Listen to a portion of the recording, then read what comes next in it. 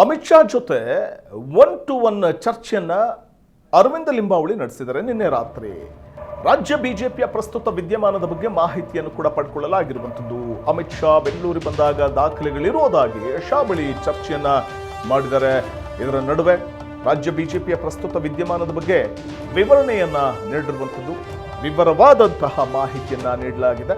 ಅಮಿತ್ ಶಾ ಬೆಂಗಳೂರಿಗೆ ಬಂದಾಗ ದಾಖಲೆಗಳಿರೋದಾಗಿ ಈ ವೇಳೆ ಅಮಿತ್ ಶಾ ಬಳಿ ಚರ್ಚೆಯನ್ನು ಮಾಡಲಿಕ್ಕೆ ಮಾಡಿರುವಂಥದ್ದು. ಪ್ರಮುಖವಾಗಿ ನಾವು ಗಮನಿಸ್ತಾ ಹೋದರೆ ಅಮಿತ್ ಶಾ ಜೊತೆ 1-to-1 ಚರ್ಚೆಯನ್ನ ಅರವಿಂದ ಲಿಂಬಾವಳಿ ನಡೆಸಿದ್ರು. ಅಮಿತ್ ಶಾ ಬೆಂಗಳೂರಿಗೆ ಆಗಮಿಸಿದಂತಹ ಸಂದರ್ಭ ರಾಜ್ಯ ಬಿಜೆಪಿಯ ಪ್ರಸ್ತುತ ವಿದ್ಯಮಾನದ ಬಗ್ಗೆ ಮಾಹಿತಿಯನ್ನು ನೀಡಿದ್ರು.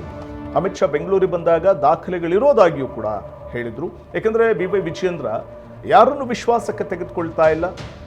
ಸೊ ಹಾಗಾಗಿ ತಾವು ಸರ್ವಾಧಿಕಾರಿಯಂತೆ ವರ್ತಿಸ್ತಾ ಇದ್ದಾರೆ. ಇದರ ಜೊತೆಗೆ ಎಲ್ಲರನ್ನೂ ಒಗ್ಗೂಡಿ ತೆಗೆದುಕೊಂಡು ಹೋಗುವಂತಹ ಒಂದು ಕೇಪಬಿಲಿಟಿ ಇಲ್ಲ ಅವರಿಗೆ. ಹಾಗಾಗಿ ಅದಕ್ಕೆ ಸಂಬಂಧಪಟ್ಟಂತಹ ದಾಖಲೆಗಳಿರಬಹುದು ಅಥವಾ ಜಿಲ್ಲಾಧ್ಯಕ್ಷರ ಆಯ್ಕೆಯ ವಿಚಾರದಲ್ಲಿ ಏಕಪಕ್ಷೀಯ ನಿರ್ಧಾರವನ್ನು ತೆಗೆದುಕೊಂಡಿರುವಂಥ ವಿಚಾರ ಇರಬಹುದು.